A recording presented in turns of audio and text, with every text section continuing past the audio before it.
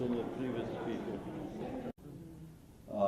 It's been my most nightmarish problem in my life, trying to visualize or feel how my mother felt walking with a child to a death, knowing that she could possibly have saved him. I discussed this problem with Meryl Streep. Meryl Streep was a neighbor of mine in New York City. I mean, my business was Broadway. She was 2 floors next to me. And when she was making Sophie's Choice, we talked about, I know you have seen Sophie's Choice, there's an incident where the protagonist, and Meryl Streep is playing the woman, she has to make a choice whether she gives her son or her daughter for execution. She can only say one child. And this was just portrayed in the movie. And she said she had 2 children. Henry was about 5 years old, and the little daughter, was just born and used to wheel around in the carriage. She says, I have nightmares. I don't sleep night thinking about it. How would I act? What would I do if if I had to face such a choice? But my mother faced the choice, and unfortunately, the results were tragic.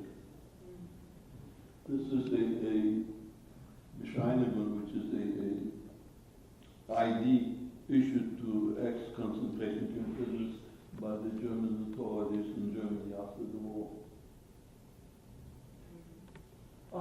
This is a picture of my wedding, January 16, 1955, in Newark, New Jersey. Over here, you saw the picture of myself and the 4 Polish friends of mine. Well, that picture was taken by another Polish friend of mine, who was a partner of mine. We lived together, and he was a hero of the underground eventually. But he saved my life and my father's life. If you read my memoir, you will see the circumstances.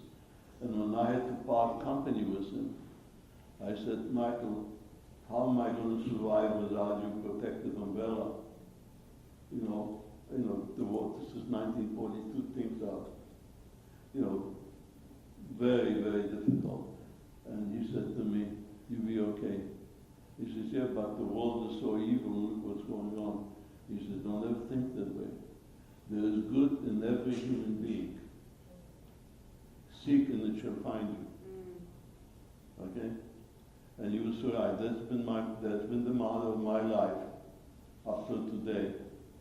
If you read my memoir, I applied it when I had to face a German officer who was in charge of our camp, when he was lashing my father, and the dog was ripping pieces of flesh from him, and I ran in the office and I grabbed him by the hand and I said, don't do it, don't miss my father, take me instead of my father. And he says, you crazy? I said, I'm going to shoot you, get out of here. Okay? I said, no, I'm not leaving until you let my father go. He says, are you insane? Here's a man who executed people. So I fell back on what Michael taught me, and I felt maybe there's a chance that I find something good in him. And I said, Herr Hauptscharführer, if it was your father, you would do the same thing. And he stopped. He turned around, went through his, cabinet, took out a bottle of brandy, 2 glasses, put one in front of me, one of himself. And he looks at me, he says, ich habe nie einen Vater gehabt. I never had a father. And from that time on, he was protective of me and my father, okay? And in the instances, if it wasn't of his protection, we wouldn't be alive today. Thank God. So that is true. You want to be the moderator and accept the questions? Questions. I wanted to ask about the underground, and also would you suggest any books other than your own? But tell us about your friend in the underground. The Polish people are very proud people. It's a country that had to fight for its existence from Russia on the east side and Germany on the west side.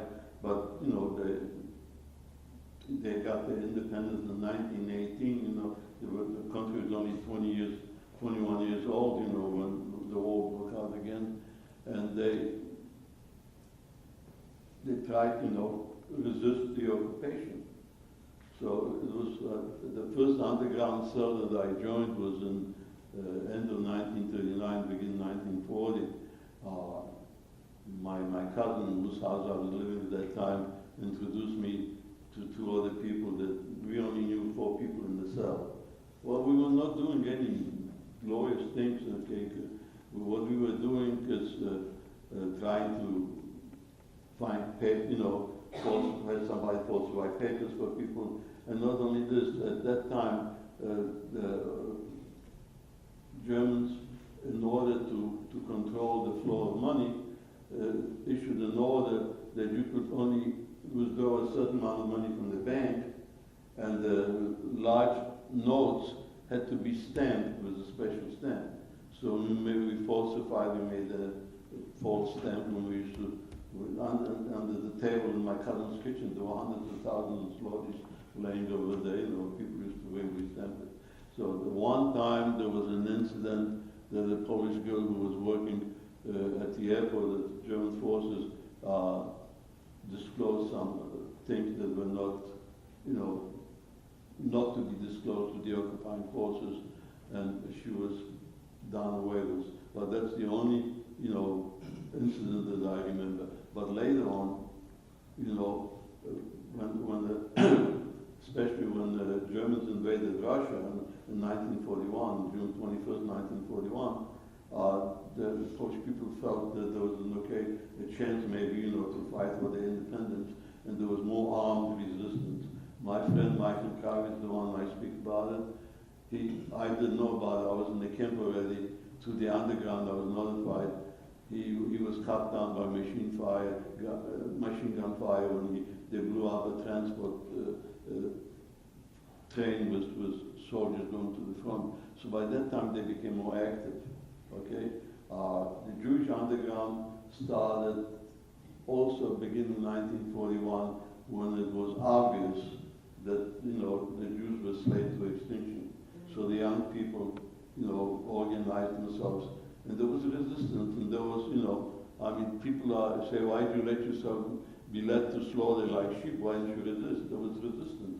Even in Auschwitz, okay, the woman who worked in a munition factory, they smuggled little bits of powder they brought out to some people in the underground. Eventually they were able to blow up one of the crematoria, okay? There was an Auschwitz.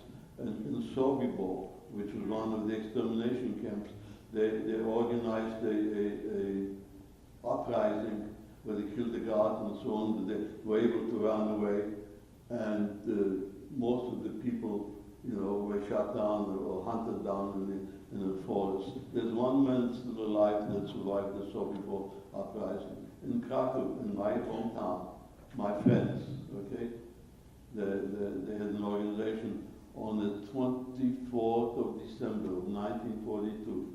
They blew up a very frequently visited nightclub. This was just before Christmas. The German officers and SS used to go there. So they blew up the nightclub. There were 8 people. There were 8 officers killed over there. So there were instances, you know, there was underground. But, you know, you take the Warsaw Ghetto uprising, it's coming up now, you know, it's the 70th anniversary. I don't know if you ever heard the name of Mordechai Anilevich, who was the head of the Warsaw Ghetto uprising. I spent 4 weeks with him in July and August of 1939. We were at the Jewish Boy Scout camps, and I didn't know who he was going to be. But after the war, I was told we should play soccer against them. Okay, the Warsaw Ghetto uprising, the weapons that they had were Molotov cocktails, and the guns that they were able to get from the Warsaw Ghetto uprising lasted longer than the defense of Poland. It took 3 weeks for Poland to fall, And they will also get uprising to longer than that. Okay, they knew. I mean, if you read the literature what people wrote, they knew that there was no chance of victory. There was just a chance of deciding how we're going to die. We all knew we were going to die. The only thing that was in our hands was picking the way that we're going to perish. Okay.